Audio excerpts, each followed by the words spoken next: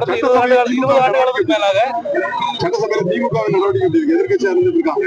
பொறுப்பாட்டு செயல்படுறாங்களா? அதாவது எதிர்கட்சி சார்ந்த உறுப்பினர்கள் எதிர்கட்சி தலைவர்லாம் ஆரோக்கியமான விவாதத்தை முன்னெடுக்கணும். ஆரோக்கியமான விவாதம் தான் இன்னைக்கு தமிழ்நாட்டில் இருக்கக்கூடிய அரசினுடைய திட்டங்களா இருக்கட்டும் அல்லது மக்களுடைய பிரச்சனையா இருக்கட்டும், அதை எழுப்பணும்.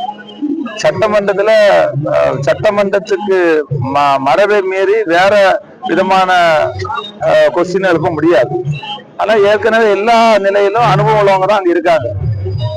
அனுபவம் இருக்கக்கூடியது மக்கள். இப்போ ஒரு சட்டமன்ற தொகுதியில 2,40,000 அல்லது 2,50,000 வாக்காளர்கள் இருக்காங்கன்னா அத்தனை வாக்காளர்களும் சட்டமன்றத்தில் போய் பணியாற்ற முடியாது. அவங்க தேர்ந்தெடுக்கக்கூடிய பிரதிநிதி மக்களுடைய தேவைகள், மக்களுடைய பிரச்சனைகளை அவங்களுடைய சார்பா நம்ம குரல் கொடுக்கும் போது அங்க பதிவாகும். அது அதன் ஆய்வுக்கு உட்படுத்தப்படும்.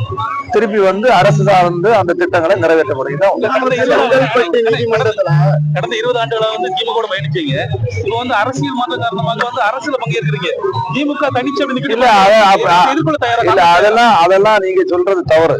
என்னன்னா 1967க்கு முன்னால வரலாற்றை திருப்பி பாருங்க.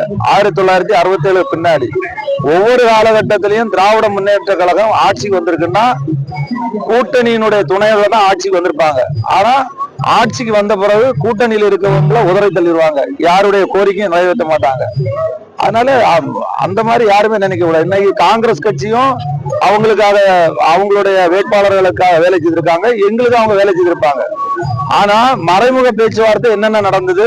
இன்னைக்கு ஜனநாயக முறையில இன்னைக்கு தமிழக மக்கள் ஒரு புரட்சி ஏற்படுத்திருக்காங்க. ஒரு புதிய யுகத்தை ஏற்படுத்திருக்காங்க. இன்னைக்கு இளைஞர்கள் எல்லாம் ஒரு புதிய அரசு அமைவதற்கான வாய்ப்பை ஏற்படுத்திருக்காங்க. அந்த வாய்ப்புல நாங்க ஒரு மதசார்பு, எங்களுடைய கொள்கை தான் அவங்களுடைய கொள்கை. மதசார்பற்ற ஒரு கூட்டணி அரசாங்கம் இருக்கு. அதனால அந்த மதசார்பற்ற அணியை எங்களுடைய கொள்கைகளை ஒத்து போகக்கூடிய ஒரு இயக்கத்தோட நாங்க கூட்டணி சேர்ந்து இன்னைக்கு அமைச்சரவையில பங்கு பெற்றிருக்கோம்.